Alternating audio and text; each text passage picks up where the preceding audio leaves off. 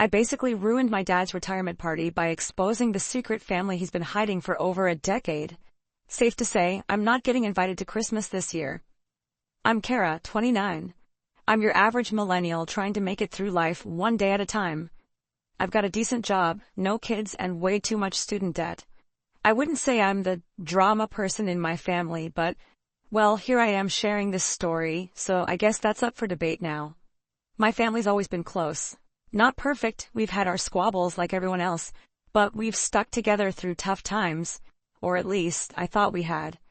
Turns out, I didn't know my family as well as I thought I did, and after last weekend, I'm not sure I want to. Before I dive into this mess, I just want to say that I never meant for things to blow up like they did. I've been replaying everything in my head, wondering if I could have done something differently. But every time I try to rationalize it, I come back to the same question. What else could I have done? My dad, Martin, is the main character in this train wreck. He's 62 and just retired after spending his entire career as a corporate accountant. Dad's always been this pillar of reliability, calm, organized, dependable. He's the guy who'd triple-check our tax returns and show up early to every parent-teacher conference. He's also the guy who's been lying to us for years. My mom, Julie, is 59 and one of the sweetest, most optimistic people I know. She's the kind of mom who still calls me honey and insists on packing leftovers for me whenever I visit. She's been married to Dad for 35 years, and while I've always admired their relationship, I now realize I was looking at it through rose-colored glasses. Then there's my younger brother, Ben. He's 26, works in tech, and has always been the chill one in the family. Ben's the type to brush off drama with a whatever and a shrug, but even he could stay calm when everything hit the fan. My mom spent months planning Dad's retirement party. She wanted it to be perfect. Her way of showing him how much we all appreciated his hard work. She rented out a banquet hall, ordered catering from his favorite restaurant, and even put together a slideshow of his career highlights and family memories. She was so excited, practically glowing with pride. The guest list was huge. Relatives we hadn't seen in years showed up, along with Dad's co-workers, old college friends, and neighbors. The whole event was like a giant love letter to Dad's life and accomplishments. It was supposed to be the kind of day we'd talk about for years. Well, we are talking about it, just not for the reasons my mom had hoped. It all started a week before the party. I was at my parents' house helping my mom sort through RSVPs. She's not the most tech-savvy person, so I offered to go through her email and make a final list. She stepped out to take a phone call, leaving me alone with her laptop. As I was scrolling through the emails, one caught my eye. The subject line read, "Re about the kids in the party."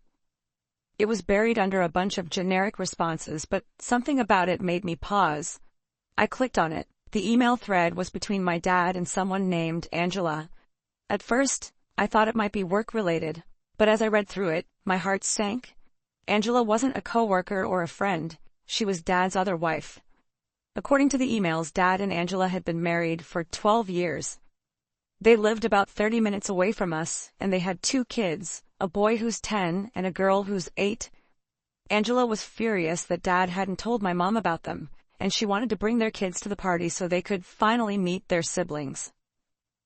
I felt like I'd been punched in the stomach. The dad I thought I knew, the man who'd coached my soccer team, walked me down the aisle at my first wedding and always seemed so honorable, was living a double life. I didn't know what to do. For a few days I tried to pretend I didn't know. I figured maybe Dad would come clean on his own. But every time I saw him or talked to him, it made me sick. He was acting completely normal, like he didn't have this massive secret hanging over him. I thought about telling my mom, but I didn't know how. How do you even begin to tell someone their entire marriage is a lie? I didn't want to break her heart, especially not right before the party. But the closer we got to the big day, the more it ate at me. I couldn't let him keep lying to her. The party itself started off great. Everyone was in a good mood, laughing and reminiscing about old times. My mom was practically glowing, so proud of everything Dad had accomplished. Dad, for his part, was eating up the attention, shaking hands and making jokes. I tried to keep it together, but every time I looked at him, I felt like I was going to explode. Then came the slideshow.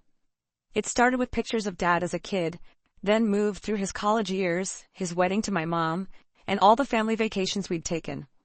Everyone was laughing and clapping, and for a brief moment I thought maybe I could just let it go. But then a photo popped up of my parents on their wedding day. The caption read, 35 years of love and loyalty, and I lost it. I stood up and said, love and loyalty? Really, Dad? How about we talk about Angela and the other kids you've been hiding for 12 years? The room went dead silent. I could feel every eye on me, but I couldn't stop.